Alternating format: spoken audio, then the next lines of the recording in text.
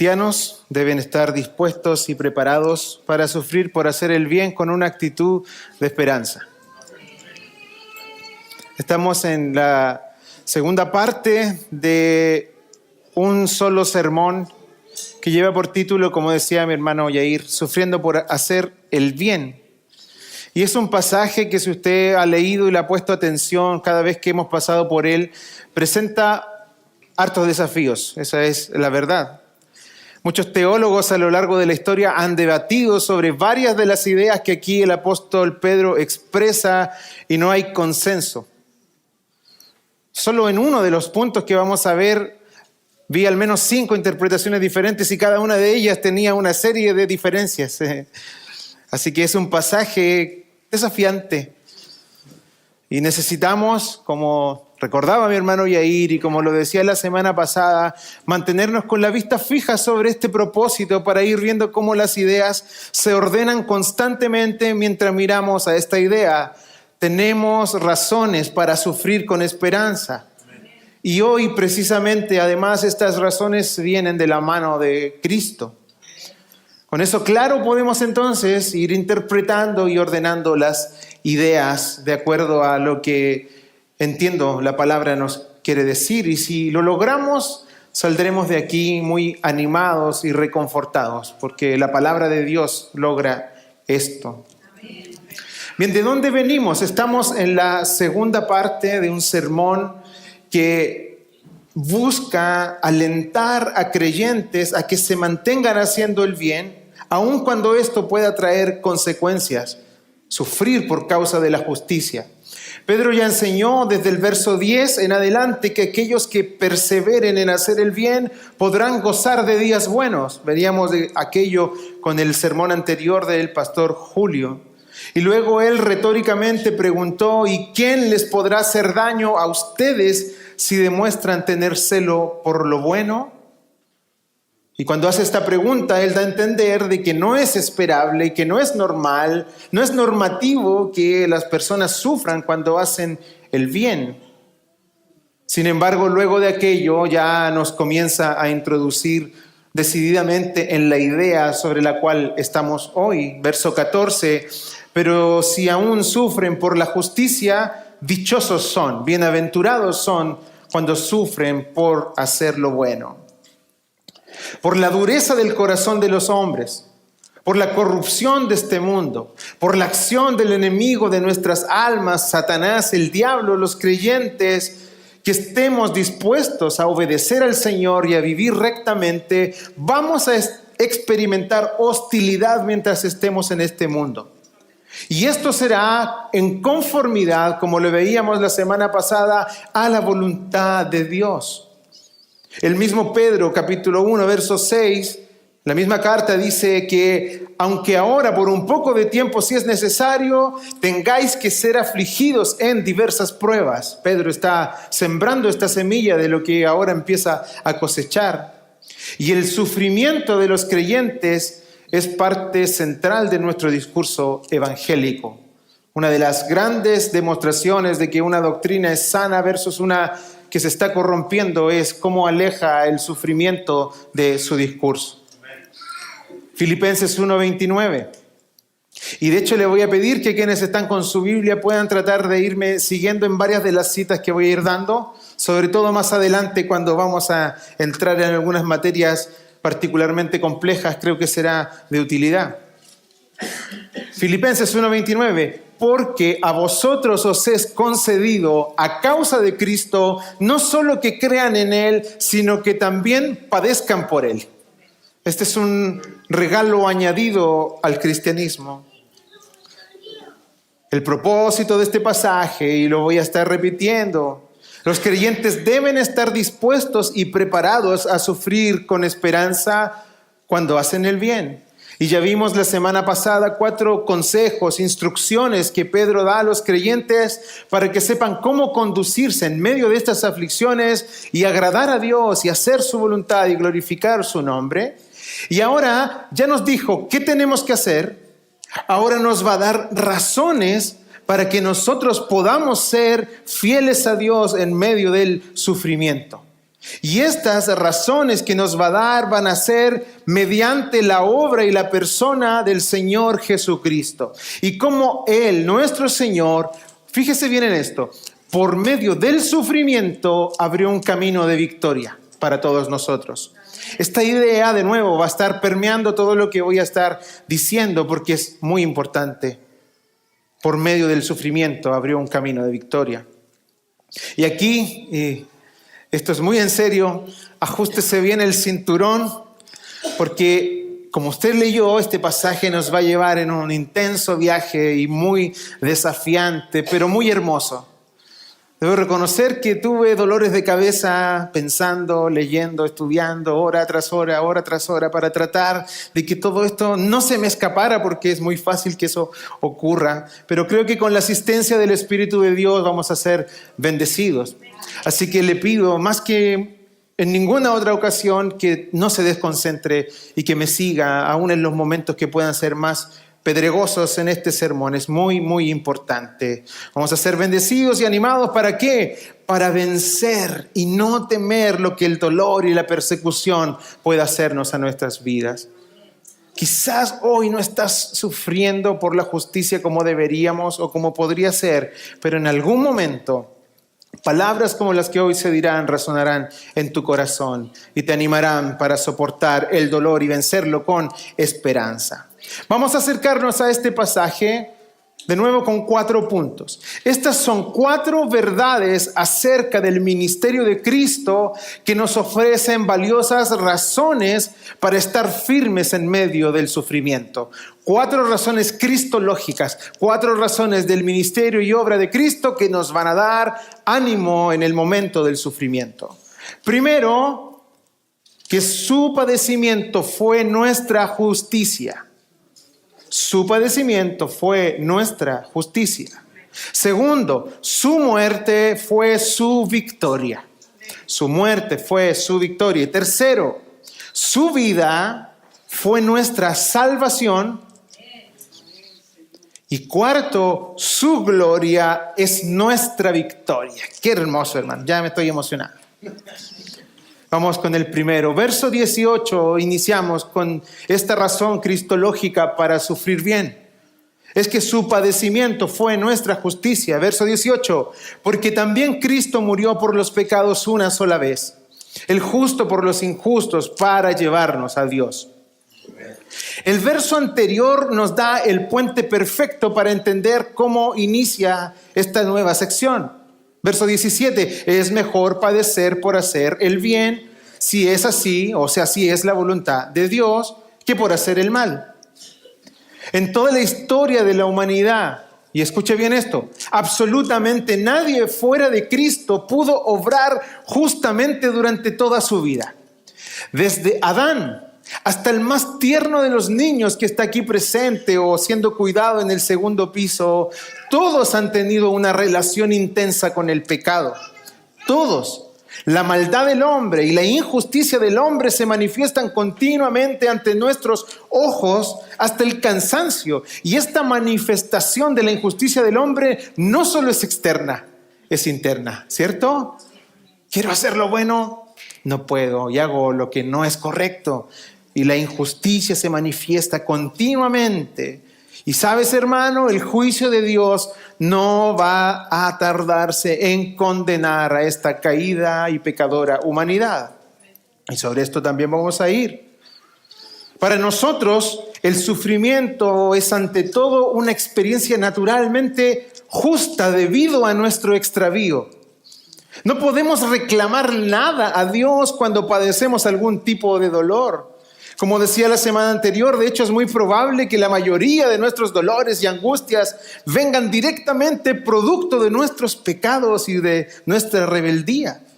Y por tanto son consecuencias lógicas de este pecado y de este error. ¿Y por qué? Porque somos personas injustas que practican la injusticia, que practican y muchas veces aman hacer aquello que Dios dice no lo hagan. Por lo tanto, en suma, tus sufrimientos y mis sufrimientos son cualquier cosa menos injustos. Injustos no son. La más grande de las injusticias fue la que experimentó el único varón justo que pisó la tierra. El Cristo, el unigénito, el ungido de Dios, el Padre, soportó el padecimiento y se aferró a Él en perfecta obediencia, por injusto que fuera, porque Él no cometió pecado. Y Él abrazó el dolor en obediencia humilde para tomarte a ti y a mí y presentarnos como justos delante de Dios. Es lo que está diciendo el texto. El único justo y perfecto pudo habernos hecho justos solamente con una declaración de su boca. Pudo hacerlo, ¿cierto que sí? El Señor pudo haber declarado justos a sus hijos con una sola declaración de su boca. Pero en vez de eso, se propuso hacerlo en una sumisión obediente que le iba a costar la vida, que le iba a apartar del Padre en un momento de angustia e iba a ser desamparado, ofreciéndose Él mismo en nuestro lugar y tomando Él mismo una cruz que era nuestra. Y piénsalo. Aquí estamos hablando del Evangelio y de alguna manera Pedro está tomando el Evangelio y transformándolo en un testimonio para que aprendas a sufrir bien como Cristo lo hizo. El justo por los injustos para llevarnos a Dios. Esta es una gloriosa verdad. No hay nada que nos condene. Hay perdón total. Hemos sido hechos perfectamente justos y santos delante de un Dios 3 veces santo. Y Él hizo eso además en el tiempo de nuestra ignorancia, de nuestra más oscura rebeldía. El Hijo de Dios en ese tiempo de oscuridad nos amó, tomó nuestras transgresiones y las echó sobre sus espaldas. El que no conoció pecado, por nosotros fue hecho pecado para que fuésemos hecho justicia de Dios en Él. Cristo llevándonos justos delante de Dios, apartando la condenación. Por lo tanto, amado, para terminar este punto, si estás sufriendo, no ignores que tú te mereces un peor padecimiento que el sufrimiento que puedas estar viviendo.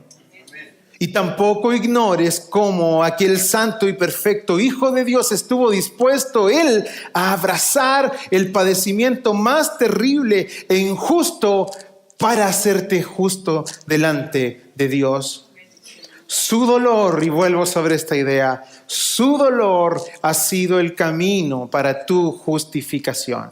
Su dolor, el sufrimiento de Cristo, su padecimiento y, como dice la Escritura, experimentado una sola vez, y de eso podríamos decir muchas cosas, pero no nos da el tiempo. Este padecimiento, esta obra del Calvario experimentada una sola vez, esta ofrenda que fue su vida perfecta puesta en el altar de sacrificio, ha sido para nosotros el regalo de su justicia.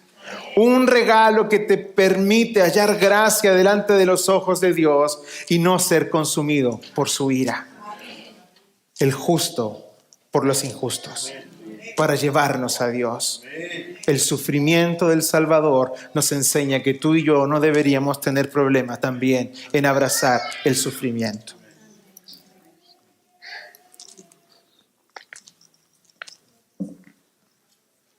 Segundo punto, y aquí su mayor atención probablemente sea el punto un poco más largo y me despegue un poco de la forma normal en la que hacemos predicación, pero creo que es necesario aclarar algunas cosas.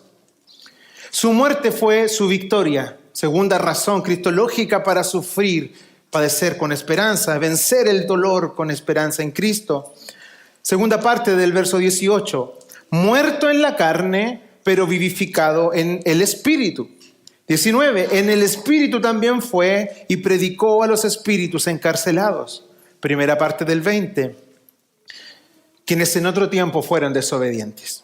Aquí Pedro comienza a expresar algunas ideas que presentan desafíos muy, muy interesantes, retos de interpretación, y es importante que nos mantengamos centrados en el propósito de lo que estamos hablando. El ministerio del Mesías, lejos del éxito político y militar que los judíos esperaban, se caracterizó por sufrimiento y derrota. Derrota en el sentido humano y limitado de juzgar los acontecimientos. En palabras de Isaías 53, Cristo fue el varón de dolores que experimentó el quebranto. ¿Y cómo fue él? Fue despreciado y desechado entre los hombres, mirado en menos. En Mateo 27, del 39 al 43, podemos ver algo que aquí Mateo registra sobre cómo la aflicción de Cristo en la cruz era razón de vergüenza, era razón de burla, otra vez era derrota. Él dice que mientras los que pasaban movían la cabeza así en señal de reprobación, diciendo: tú que derribas el templo y en 3 días lo edificarás, sálvate a ti mismo. Si eres hijo de Dios, baja de la cruz. Y asimismo los sacerdotes principales, burlándose con los escribas y ancianos, decían: a otros salvó y a sí mismo no se puede salvar. Si eres el rey de Israel, baja ahora de la cruz y vamos a creer en ti. No bajó, murió, derrota para lo que ellos veían. La muerte de Cristo en la cruz parecía ante los ojos del mundo una triste y decepcionante derrota. La cruz de Cristo no era más que un escándalo, razón para avergonzarse y huir, y eso fue lo que hicieron los propios. Huyeron. ¿No era orgullo ver al Cristo desnudo colgando, con la piel abierta, con una corona de espinas, mientras todos se ríen de él, lo escupen? ¿No era honroso? Era vergonzoso. Es una vergonzosa cruz. Es una vergonzosa humillación. Los enemigos terrenales del Salvador aparentemente habían tenido éxito. Su plan había dado resultado. El pueblo les había dado apoyo. La masa vitorió: Barrabás, Barrabás y no Cristo. Eso lograron. Ellos habían tenido éxito colgando a Cristo de la cruz. Y ahora Cristo ha muerto en la carne y ante los ojos de sus enemigos. Así como los hombres malvados habían tenido un aparente éxito, el enemigo y las huestes de maldad también podrían haber pensado lo mismo. Porque Satanás y sus demonios han estado desde el principio maquinando, mintiendo, haciendo planes para derrotar de alguna manera al Salvador. Lo vemos en Edén desde el principio, ¿cierto? Llevando a Adán y Eva a que creyeran sus palabras, hundiendo a la humanidad en rebelión. Lo vemos osadamente en el desierto cuando va a Cristo para tratar de que ahí mismo Cristo abandone el ministerio de obediencia y cambia el sufrimiento por una gloria terrenal que Satanás le ofrece. Imagínate a dónde llega Satanás. Lo vemos yendo a Judas y poniendo en el corazón de él que entregue a Jesús y que mienta para que lo maten. Incluso lo vemos obrando en Pedro para que Pedro vaya al Señor, lo tome aparte y le diga: no, eso no, la cruz no. Piensa, ten compasión de ti. Esas cosas son las que está llevando a cabo el enemigo. Él no quiere que Cristo triunfe. El plan del enemigo es evidente. Él quiere y quiso impedir que él llevara a cabo su ministerio en conformidad a la voluntad de Dios, porque hasta la consumación de la obra de Cristo, Satanás, según leemos en Hebreos 2:14, era quien poseía el imperio de la muerte. Y tengamos presente esto porque es clave respecto de lo que Pedro ahora nos está metiendo al darnos toda esta historia. Cristo, amados hermanos, experimentó la muerte verdaderamente en la cruz. En lo que respecta a la carne, nosotros no tenemos ningún tipo de duda. No solo el relato bíblico, sino aún también el relato histórico da pruebas del Cristo que fue muerto en la carne. Algunos maliciosamente dan teorías acerca de un Cristo que en realidad estaba en estado de coma, catalépsico, qué sé yo, y que luego despertaría en la cruz. Eso no es cierto. Cristo murió cuando colgaba en la cruz.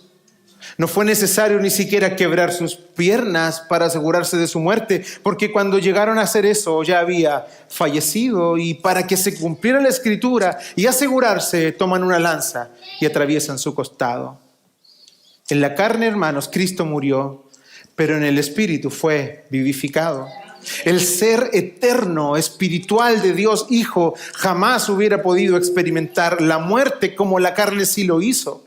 Porque si tan solo una milésima de segundo Cristo dejaba de ser Dios y moría espiritualmente, el universo y toda la creación en ese preciso instante volvían al ex nihilo, a la nada absoluta. Porque todo existe porque Cristo lo sostiene. Entonces, Cristo, al morir en la carne, se mantuvo vivo en su forma espiritual. Y aquí Pedro nos enseña que es en esa forma espiritual que Él fue y predicó a los espíritus encarcelados. Más allá de las complejidades del pasaje, tenemos que destacar que el propósito es en realidad una idea muy sencilla, pero también poderosa. Y es que, escucha esto, el padecimiento y la muerte de Cristo no fueron una derrota. Aplico al tiro, de la misma manera que tu sufrimiento por hacer el bien tampoco lo será. ¿Estamos con esto claro? Porque ahora vamos a ir más profundo. Vamos a tratar de ver quiénes son estos espíritus encarcelados. Tratar de entender además el particular significado de Cristo predicando a ellos. Para identificarlos, lo primero que debo decir es que no puedo ser dogmático al respecto. Hermosos hombres de Dios, como les decía en la introducción, hasta el día de hoy sostienen interpretaciones muy dispares, así que si alguien lo ha estudiado y piensa algo diferente a mí, no hay problema. Pero debo tomar una posición y he estudiado para tratar de tomar esta idea, interpretarla justamente y ponerla en el contexto de esta predicación. Así que debo hacerlo. Pero insisto, si alguien piensa diferente, puede tener razón. Si veo en la historia tantos hombres de Dios pensando diferente, claro, no puedo pensar que tengo la razón absoluta, pero debo ofrecerles algo.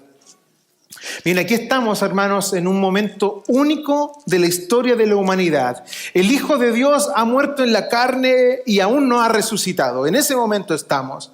Y aquí Él va a llevar a cabo una particular predicación en el Espíritu a espíritus encarcelados. 3 cosas sobre los espíritus encarcelados. ¿Quiénes son? ¿Qué hicieron y dónde están? En cada una podría darle otras posibilidades, pero sería imposible, así que voy a ir encajando las ideas de acuerdo a la explicación que les voy a ofrecer. ¿Quiénes eran estos seres? Bueno, lo más lógico es que no sean personas humanas, sino que hablamos de ángeles caídos, demonios, seres espirituales que se rebelaron en contra de Dios y decidieron seguir el camino de Satanás. La palabra griega que se utiliza para hacer referencia a ellas es neumasin, con una P al principio, neumasin. Y la palabra neumasin hace una referencia siempre a espíritus y no a personas. Y además, en ninguna otra parte del Nuevo Testamento se utiliza esta palabra para hablar de personas. Bien, por lo tanto, está hablando lógicamente, y luego viene más del argumento, acerca de seres espirituales, que deben ser ángeles caídos, demonios. Vamos a seguir viendo. Segundo, ¿qué hicieron estos seres espirituales encarcelados que Cristo les va a predicar? Según el propio relato de Pedro, fueron desobedientes en el tiempo de Noé, que se relata en Génesis 6. Vaya a Génesis 6, vamos a ir un momento allí. Estos seres espirituales, y voy a ocupar esta palabra porque muchos teorizan cómo, de alguna manera intentan corromper el género humano, mezclándose con mujeres en actos que iban contra su propia naturaleza. Y me detendré con alguna manera. Vamos a los primeros 4 versículos de Génesis 6 y veamos qué hicieron estos seres. Dice así: aconteció que cuando los hombres comenzaron a multiplicarse sobre la faz de la tierra, ahí tenemos a los hombres, les nacieron hijas. Bien, tenemos hombres, tenemos hijas de los hombres y ahora una tercera figura. Los hijos de Dios vieron que las hijas de los hombres eran hermosas y tomaron para sí mujeres de entre todas las que les gustaban. ¿Qué pasó? El Señor dijo entonces: mi espíritu no luchará para siempre con el hombre, porque ciertamente él es carne, serán pues sus días 120 años. Había gigantes, hay versiones que prefieren decir nefilim en vez de gigantes, y No sé si se lo alcanzaré a explicar, pero había gigantes, nefilim, en la tierra de aquellos días y también después cuando los hijos de Dios se unieron a las hijas de los hombres y ellas les dieron hijos. Estos son los héroes de la antigüedad, hombres de renombre. Nos detenemos ahí. Aquí tenemos este relato de aquel momento de la historia en el que el pecado figuradamente llegó tan alto que tocó en las puertas del mismo cielo. El Señor vio el nivel de corrupción que estaba azotando al género humano y gran parte de esto se debía a lo que nos está contando, a lo que había pasado además entre hombres y ángeles. ¿Cuáles son los hechos más claros que acabamos de ver para repasarlos? Los Bene a Elohim, la palabra original del hebreo para referirse a los hijos de Dios, es una palabra que normalmente significa ángeles, seres espirituales. No son personas, no son hombres. Hay teorías que hablan de esto, pero Bene a Elohim normalmente es la palabra hijos de Dios, se refiere a ángeles. Estos ángeles tomaron para sí hijas de hombre y de alguna manera le dieron hijos. ¿Qué ocurrió? Gigantes. Gigantes, la palabra nefilim es una palabra muy difícil de traducir. No hay una traducción certera, pero de acuerdo a los estudiosos, esto debería significar los caídos, es la que más sentido tiene en la traducción, o aquellos que tienen gran poder para herir y para aplastar a otros. Todo esto es nefilim, que son estos gigantes, que de alguna manera había y que la unión entre ángeles y mujeres perpetuó. Esto da para muchos estudios bíblicos y muchas posibilidades, pero eso es lo más claro, eso está ocurriendo y eso está provocando. Toda esta oscura y pecaminosa realidad en la que estos seres habían actuado y eran en parte responsables, grave es esto, fue una ofensa grave a la santidad de Dios. Y volvemos a lo que hemos estado hablando. El plan satánico estaba aparentemente dando resultados. El género humano estaba siendo corrompido y con ello de alguna manera su propósito de herir a aquel que iba a venir a derrotarlos estaba prevaleciendo. Lo estaban logrando. Vuelva a Génesis 6, versículo 5. ¿Qué pasó? Y vio Jehová que la maldad de los hombres era mucha en la tierra, y que todo designio de los pensamientos del corazón de ellos era de continuo solamente el mal. 6. Y se arrepintió Jehová de haber hecho hombre en la tierra, y le dolió su corazón.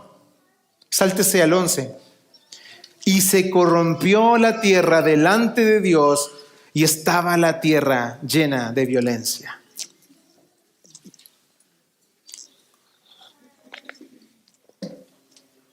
¿Qué consecuencias trajo esto? La corrupción del género humano fue tal que era necesario ponerle fin. Avanza el 13. Entonces Dios dijo a Noé: he decidido poner fin a toda carne porque la tierra está llena de violencia por causa de ellos, pero voy a destruirlos junto con la tierra. Y por cierto, no está hablando solo de destruir a estos nefilim ni a los ángeles caídos, no. Está hablando de que toda la humanidad por completo tiene que ser borrada del mundo por su rebelión ante Dios. Porque ¿sabes qué? Dios se toma muy en serio el pecado y el juicio no se tarda. Y finalmente, para cerrar este punto, ¿dónde están estos seres espirituales caídos que ofendieron tan gravemente a Dios de acuerdo a lo que hemos leído? Vamos a mirar dos textos. Vaya mientras a segunda de Pedro y luego vamos a leer Judas. Estos textos nos ayudan a responder partiendo por el mismo Pedro, que en su segunda carta vuelve a hablar sobre este tema. Leía y resulta que al parecer este tema de ángeles caídos, el juicio en la cárcel de estos ángeles y todo lo que había pasado era una idea muy normal para los oyentes, para los judíos del primer siglo, si se quiere. Sobre o además de la escritura y lo que se conocía, habían relatos no bíblicos también válidos para la tradición, como el libro de Enoc, entre otros, que hablan acerca de este tipo de cosas. Por lo tanto, insisto, esto era una idea que cuando Pedro le habla, entienden de lo que está hablando. Por eso es que él tampoco se esfuerza en explicar demasiado. Segunda de Pedro, capítulo 2, del 4 al 5. Dice, porque Dios, fíjese bien lo que dice, no perdonó a los ángeles cuando pecaron, sino que, ¿qué hizo? Los arrojó al infierno y los entregó a fosos de tinieblas reservados para juicio. Y sigue, tampoco perdonó al mundo antiguo, y aquí vuelve, sino que guardó a Noé, un predicador de justicia, con otros 7 cuando trajo el diluvio sobre el mundo de los impíos. Insisto, esto es una idea que para Pedro es importante y él la está tomando para enseñarnos algo. Y si alcanza a ir a Judas 1:6, va a notar un paralelismo muy claro, muy marcado con lo que estamos en Primera de Pedro, lo que acabamos de ver en Segunda de Pedro y ahora nos ofrecerá Judas, verso 6. Fíjese, y a los ángeles que no guardaron su dignidad, sino que abandonaron su propia morada, ¿qué dice? Los ha guardado bajo oscuridad en prisiones eternas para el juicio del gran día. No todos los demonios están encarcelados. Muchos están por aquí urdiendo planes, tratando de alguna manera ofender al cuerpo de Cristo y tratar de afectar nuestro funcionamiento. Satanás está suelto por el mundo, obrando de diferentes maneras, ¿cierto? Es el príncipe de este siglo, haciendo, obrando, influenciando, corrompiendo. Él está suelto. Muchos demonios también, pero hay algunos que ofendieron muy particularmente a Dios y Dios los ha puesto en una prisión. Producto de este abominable pecado, estos seres espirituales fueron confinados a un lugar especial en el cual estarán encarcelados hasta el día del juicio. En ese momento serán tomados y serán llevados ¿dónde? Al lago que arde a fuego y azufre, y ahí estarán todos, la muerte en Hades y todos los que no estaban en los libros de Dios. Hasta ese día están en un lugar especial y Pedro utiliza la palabra para definir este lugar como el Tártaro. Y el Tártaro era en la mitología griega, él toma un concepto prestado de la mitología griega para hablar de esto. Ese Tártaro era el lugar en el que los seres divinos caídos estaban confinados para ser castigados. Él toma esta idea para ejemplificar dónde están ellos. Ellos están en una cárcel, en un lugar de oscuridad. ¿Podemos decir que es necesariamente el infierno? No. Sé que el credo de los apóstoles de alguna manera lo dice, pero ese también lo estuve estudiando y eso de Cristo yendo a los infiernos es una adición muy posterior, por lo tanto no es tan digna de confianza. ¿Qué tenemos que saber? Hay un lugar especial de oscuridad donde hay seres que ofendieron a Dios gravemente y están encarcelados hasta el día del juicio. Y ya hemos visto un poco de lo que hicieron. Cristo en el Espíritu llegó hasta este lugar a predicar. El verbo que se tradujo predicar no fue evangelizo, que hubiera sido la palabra correcta si Cristo va a predicarles el evangelio a unas personas para que de alguna manera se arrepientan y tengan una nueva oportunidad de salvación. Él no ocupa aquí, el Espíritu Santo, la palabra evangelizo, sino ocupa la palabra keruso. Y esta palabra significa anunciar un triunfo como un heraldo. Keruso no tiene la idea de llamar a estos seres al arrepentimiento. La predicación de Cristo en este lugar fue el anuncio definitivo a esos abominables y malvados seres que habían urdido planes para matarle, para decirles, miren, mi muerte no es una derrota. Su anuncio en ese lugar fue la proclamación victoriosa del Cordero de Dios que ha quitado el pecado del mundo.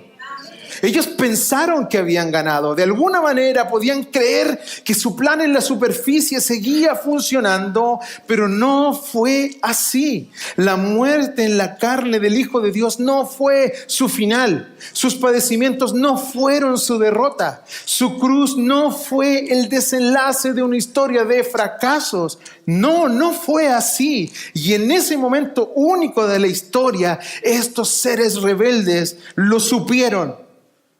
La muerte de Cristo fue solo una parte de su plan de victoria. Porque de acuerdo a 1 Corintios 15:54, por el sacrificio de Cristo, devorada, sorbida es la muerte en victoria. Fíjese Colosenses 2:15, no lo busque. Y despojando a los principados y a las potestades, este es Cristo ganando la batalla espiritual, dice que a ellos los exhibió públicamente. ¿Y sabes cómo lo hizo? Lo hizo con ángeles que venían desde el cielo a matar a todos y a simplemente apresarlos. No, Él los exhibió públicamente, triunfando sobre ellos en la cruz. Ese fue el medio de su victoria. Por lo tanto, termino este punto diciéndote que tienes ante ti una gran y valiosa razón para resistir en esperanza cuando venga la hostilidad del mundo. Aun cuando su persecución te agobia hasta la sangre, la muerte de Cristo fue tu victoria.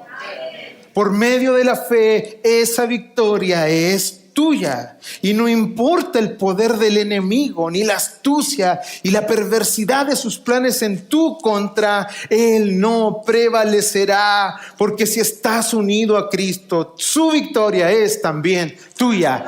Cobra aliento en medio del dolor. Gloria sea a nuestro Dios. Tercero, estas razones cristológicas, y este punto es también maravilloso. Su vida fue nuestra salvación. Volvemos a Pedro, capítulo 3, primera de Pedro, segunda parte del verso 20 al 21. Cuando la paciencia de Dios esperaba en los días de Noé durante la construcción del arca, en la cual unos pocos, es decir, 8 personas fueron salvadas por medio del agua. Y correspondiendo a esto, antitipon, si mal no recuerdo es la palabra, en figura de aquello, el bautismo ahora los salva a ustedes, no quitando la suciedad de la carne, sino como una petición a Dios de una buena conciencia mediante la resurrección de Jesucristo. Cristo, el siervo fiel que obedeció al Padre hasta la muerte en la cruz y soportó el padecimiento y el juicio en nuestro lugar, ha venido a ser para nosotros salvación. Sus padecimientos fueron el camino, y esta frase se la voy a decir 100 veces hoy, sus padecimientos fueron el camino que Él decidió tomar en obediencia para mantenernos a salvo de la ira de Dios. En el tiempo de Noé, el mundo estaba hundido en la más oscura corrupción, ya lo vimos en el punto anterior. Y por lo mismo fue objeto el mundo entero del juicio de Dios. Las aguas de la ira de Dios envolvieron al mundo entero, aniquilando con ello a todo hombre, mujer y niño que en él vivía.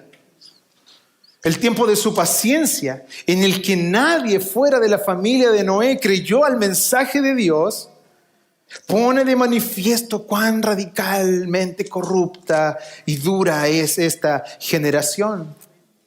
Fueron 120 años probablemente de lo que se demora en construir esa arca, y está anunciando el mensaje del arrepentimiento y de la fe. Y nadie fuera de su familia creyó. Bueno, toda la creación en ese momento único de la historia fue testigo de un evento sin igual. Millones de personas muriendo ahogadas eran testigos directos de cuán en serio Dios se toma el pecado. El carácter santo de Dios demanda de su justicia, pues la ira de Dios vendrá sobre los hijos de desobediencia. Enseña la palabra en Colosenses capítulo 3, versículo 6. Los hombres que han extraviado el camino no están a salvo de Dios. Su juicio está cerca y no habrá oportunidad alguna para todo aquel que muera en sus pecados. Pero ¿sabes qué? Hay esperanza. Así como el mundo entero murió en el diluvio, pero 8 personas fueron salvadas, de esa misma manera hoy, si tú estás unido a Cristo, puedes ser salvado. Pues ahora Cristo mismo ha venido a ser para nosotros el arca de nuestra salvación. De eso es lo que está hablando este pasaje. Por eso Pedro dice, este bautismo ahora los salva. No un ritual, no un sacramento, no el ejercicio de ninguna práctica en la que nos castiguemos y latiguemos, ni ninguna obra humana. El bautismo que ahora nos salva es estar inmersos en la persona de Cristo, estando dentro de la única arca que ha sido capaz de pasar por el juicio de Dios y resistir. Como dice el hermoso himno, canto moderno que cantaremos después de esta predicación, unido a Él no moriré, pues con su sangre me compró. Mi vida escondida está en Cristo Dios, mi Salvador. Así que, amado hermano, ten a bien meditar y contemplar esta verdad gloriosa. No es que simplemente Él te tomó y volaste lejos del juicio de Dios. No es que simplemente tus pecados se pasaron por alto. No es que tus rebeldías de alguna manera entre tantos millones pasaron desapercibidas. No, tus pecados se elevaron llenos de hedor delante del trono de Dios y la sentencia en tu contra fue decretada. ¿Cuál era tu castigo? Las aguas del juicio de Dios te ahogarían en tu maldad para perecer en ellas y ser entregado sin misericordia a la condenación. Pero Dios decidió que las olas del juicio por tu pecado azotaran a su propio Hijo hasta darle muerte, el justo por los injustos, para llevarnos a Dios. Ahora Cristo, el arca de Dios, lleva a los escogidos del Padre, escucha esto, sin que una sola gota del juicio les moje uno solo de sus cabellos. Ni una gota del trago amargo de la ira de Dios ha quedado para ellos, pues Él bebió esa copa hasta el final. Por eso no es un sacramento, no es un rito, porque estos, dice Pedro, son inútiles a la hora de quitar la inmundicia de la carne, sino más bien se refiere a estar inmersos en la persona de Cristo, unidos inseparablemente a Él, tanto en su muerte como en su resurrección. Y esta unión es la que ahora nos salva. En vez de sacrificios o rituales, nuestra inmersión en Él ocurre a través de un acto interno, en el que el arrepentimiento y la fe se unen como una petición delante de Dios de una buena conciencia. Esta petición es la palabra eperotema del griego. Y la palabra eperotema del griego lleva el significado en sí de un pacto, de un contrato. Esta petición, esta aspiración de buena conciencia delante de Dios, este eperotema es un pacto, es un contrato. Y es que todos aquellos que suben al arca de la salvación entran a ella bajo el pacto de fe en el que deciden dejar el mundo atrás y sus deseos para entregarse por completo al dominio y señorío de aquel que aún las olas y los vientos le obedecen. Pablo mismo hablando acerca de esto en Romanos 6, 3, 4, fíjense y quizás ahora lo puedan entender mejor. Dice: ¿o no saben que todos los que hemos sido bautizados en Cristo Jesús hemos sido bautizados en su muerte? Porque somos sepultados juntamente con Él para muerte por el bautismo, a fin de que como Cristo resucitó de los muertos por la gloria del Padre, así también nosotros andemos en vida nueva. El pastor MacArthur, comentando el pasaje, dice: es el bautismo del Espíritu Santo en el pecador que confía en Jesucristo, la única arca de salvación de los escogidos, lo que rescata para siempre del infierno al pecador y lo lleva de forma segura al cielo. Este es el triunfo definitivo del sufrimiento de Cristo por esa persona y la garantía del triunfo en medio de su propio sufrimiento injusto. Tenemos una garantía de victoria en medio del sufrimiento injusto, porque estamos inmersos en la persona de Cristo. Y finalmente, verso 22, su gloria es nuestra victoria. Dice así: ¿quién está a la diestra de Dios? Habiendo subido al cielo después de que le habían sido sometidos ángeles, autoridades y potestades. Cristo, a través del camino de la cruz, a través del padecimiento, a través del sufrimiento más injusto que el mundo pudo contemplar, a través de ese camino Él resucita y se sienta a la diestra de Dios. El padecimiento del Salvador fue el medio que le condujo de vuelta a la gloria. Filipenses capítulo 2, hablando acerca de la humillación, de la encarnación del Dios Hijo, tomando la forma de siervo en la que se humilla hasta la muerte. Habiendo dicho eso, Pablo escribe: por lo cual, este Cristo que se humilló hasta padecer la muerte en la cruz, siendo Dios, habiendo visto esto, dice: por lo cual, por esto también Dios le exaltó hasta lo sumo y le dio un nombre que es sobre todo nombre, para que en el nombre de Jesús se doble toda rodilla de los que están en los cielos y en la tierra y debajo de la tierra, y toda lengua confiese que Jesucristo es el Señor, para gloria de Dios Padre. Después de que experimenta la resurrección, que era el sello de aprobación y satisfacción de un Padre complacido por la ofrenda hecha por Cristo, después de su resurrección, Él asciende a los cielos para, además de interceder continuamente por nosotros, asumir esta posición de elevada supremacía sobre ángeles, autoridades y potestades. A Cristo están upotazo, palabra que hemos venido aprendiendo, están sujetos, están alineados bajo su rango y mandato y autoridad todos los seres espirituales, así como cualquier otra figura que represente algo de poder está sujeta a la orden de Cristo. El Cristo que ha vencido la muerte se ha ganado por medio de su sacrificio este lugar, y eso es algo muy llamativo para nosotros. Como Él escogió el sufrimiento para llevarnos a Él. Vaya a Hebreos capítulo 2, del 9 a 10, y ya estamos terminando. Hebreos capítulo 2, 9 a 10.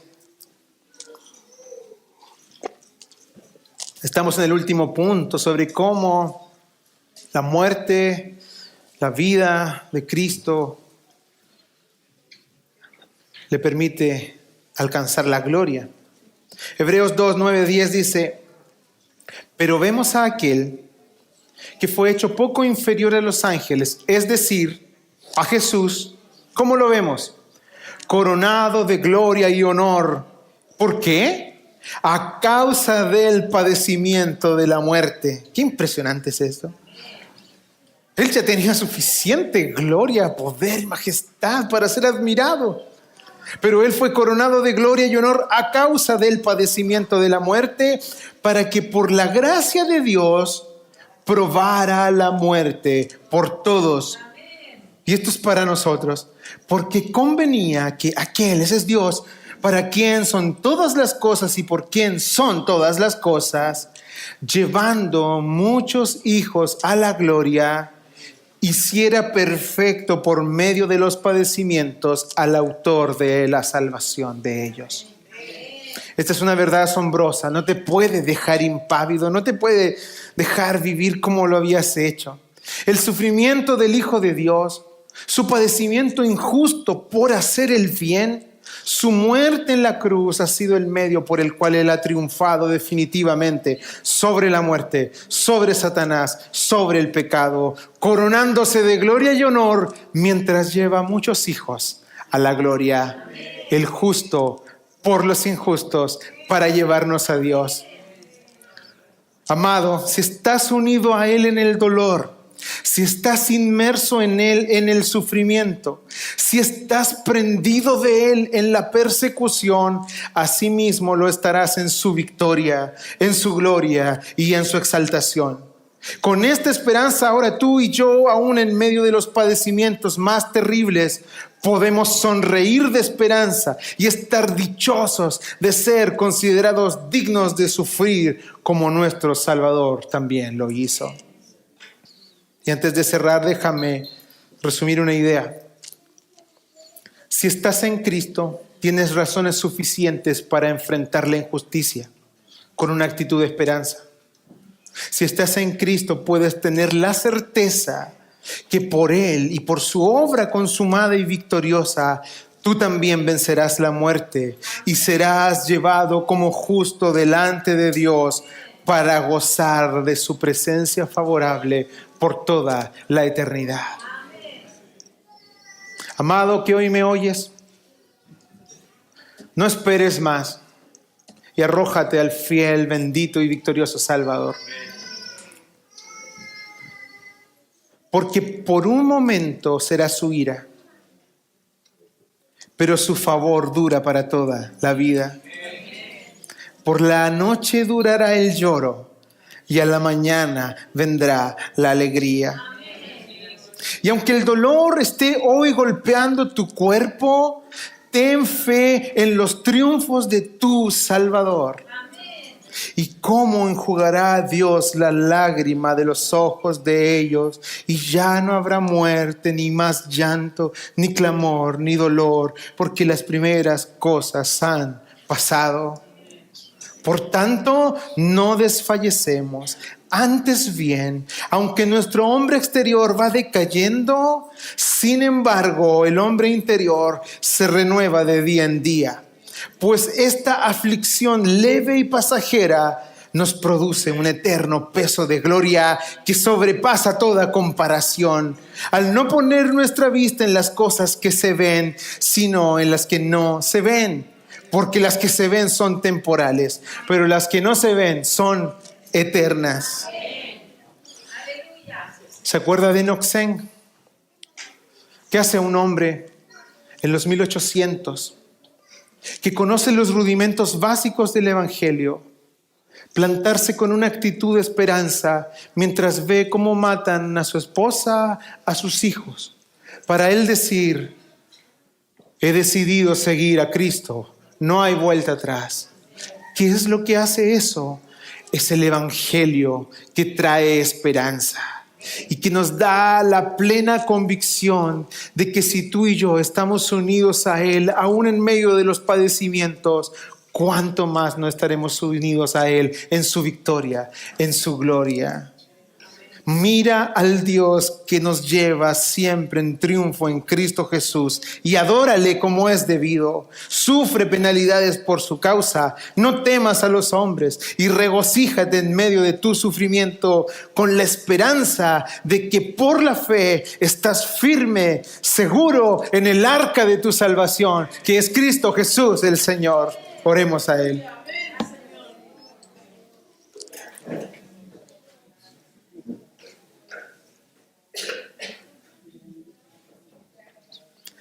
Señor, si fuera por nosotros y lo que merecen nuestras ofensas, el infierno se quedaría chico, porque te hemos ofendido de muchas maneras. Oh Dios, yo te ruego a través de esta oración y al terminar esta predicación, que tú avives nuestros corazones y nos despiertes del letargo. Que respondamos a tu palabra con fe y esperanza para vencer aún el sufrimiento con esperanza. Que podamos mirarte a ti y confiar de corazón de que estamos seguros en ti. De que a ti están sujetos ángeles, autoridades y potestades. Y que nadie puede de ninguna manera obrar en contra de tus propósitos. Que nada pasas por alto. Que todo lo consideras, que todo lo has planificado en tu decreto eterno. Y que si tú dispones algunos tiempos de dolor y sufrimiento y persecución para nosotros, danos esta convicción para poder honrarte y no ser unos cobardes que huyan y que simplemente dejen de hacer bueno, se callen. se disfracen de mundo para no sufrir persecución. Haznos siervos dignos de tu evangelio. Purifica nuestras mentes y nuestros corazones. Perdona nuestros pecados. Muéstranos cada día nuestras debilidades y ayúdanos, oh Señor, a serte fieles. Porque encontramos en tu palabra grandes mandatos y hoy además nos gozamos de saber de que tu muerte, que tu aflicción han sido tu victoria. Y por tanto, si nosotros hemos de sufrir, podemos tener esta misma esperanza. Gracias porque tú eres el arca de nuestra salvación y por esto hemos sido salvados y podemos tener plena fe y convicción de que seremos presentados como justos delante de un Dios maravilloso en el cual estaremos para siempre con usted. Señor, muchas gracias por tu palabra. Perdóneme, Señor, a mí como persona, como predicador, mis propias torpezas, y a pesar de ellas, Señor, edifica en nosotros, Señor, un cuerpo cada día más puro, más comprometido, más santo, que no tenga miedo a abandonar el mundo para subirse a esta arca maravillosa. Gracias por todo. Oramos en el nombre de Jesús. Amén. Que el Señor les bendiga, hermanos.